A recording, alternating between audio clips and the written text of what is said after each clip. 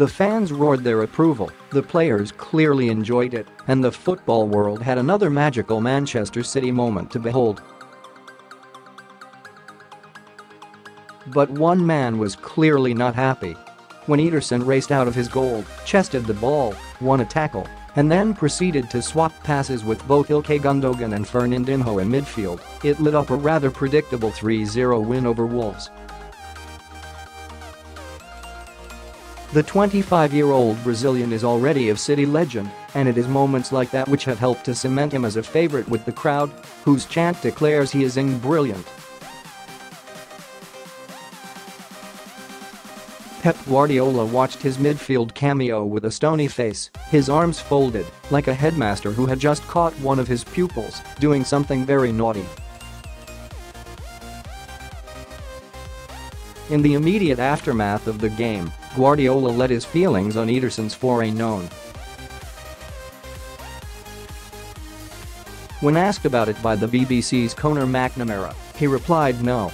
No, no, no, no.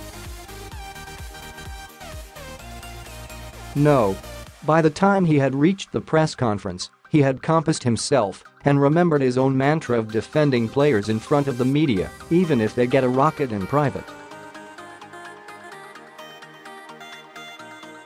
"We love Ederson the way he is, and it's not a problem," was his official verdict. It is not that Guardiola is a killjoy, or even that such maverick behaviour ruins his perfectly planned and meticulously executed tactical plan.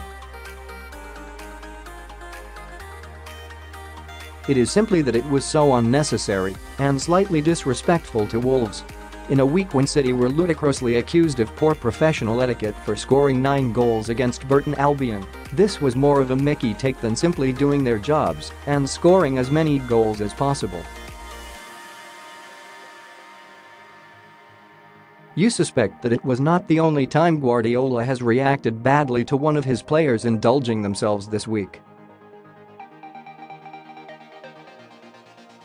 Kyle Walker scored the 8 of those 9 goals against Burton, racing forward and nipped in ahead of Phil Foden on the penalty spot in a blatant attempt to get on the scoresheet. His joy was short-lived as he was hauled off by Guardiola shortly afterwards. Scoring the goal was not important, it seemed. Going in search of personal glory in a game that is all about the team is sure to offend this manager's sensibilities, even when that team is already 7 goals to the good. You can hardly blame Ederson for wanting to be involved. His boredom must be excruciating at times, as his 10 teammates play keep ball in the opposition half and he is left to keep warm. Indeed, that factor may have led to 2 opposition penalties this season, with the keeper haring off his line and making rash challenges against Southampton and Manchester United. He may be advised to keep his dreams of midfield stardom to himself in future